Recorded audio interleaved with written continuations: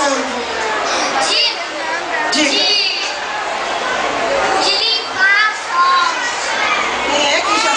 De limpar a fonte? Quem disse isso? Depois eles vão limpar a fonte com água. Como é que você sabe disso?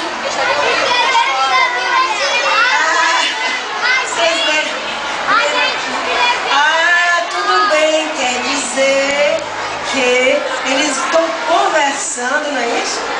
Que vão limpar a fonte, não é isso? Vem cá, mas eles saíram todos da fonte, tudo com medo. E eles querem ficar na fonte ou não querem? Querem. E será que os meninos vão deixar? Vocês gostariam que deixassem?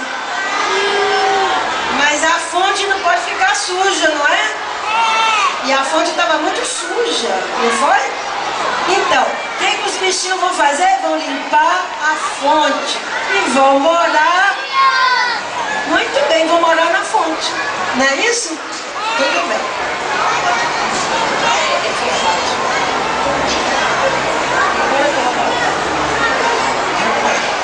Agora, sabe o que aconteceu? Todo mundo resolveu limpar a fonte. Olha aqui, eles estão limpando? Estão limpando a fonte. Todo mundo está ajudando? Isso. Estão limpando a fonte. O que mais? Diga. Vai aparecer uma sereia? Você já sabe. Vamos ver o que vai aparecer aqui. Vocês estão vendo a cauda da sereia já? Nossa, vocês estão muito sabidos. Vai aparecer alguma coisa aí mesmo. Olha a cauda, olha a cauda. Acontece, olha, depois que eles estavam limpando a fonte, a sereia, olha como eles ficaram. Hein? Eles estão contentes? Eles estão assustados? Eles estão com medo? Como é que eles estão?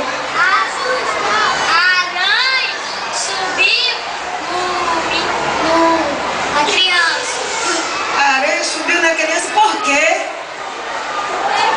Por quê? Porque assustou. Muito bem, tá vendo? Vocês estão sabendo fazer história? Os bichos ficaram assustados. E por que os bichos ficaram assustados? Porque tinha uma sereia. Porque tinha uma sereia. Mas vem cá, a sereia não falava? Como é que eles ficaram assustados? Será que a sereia falou?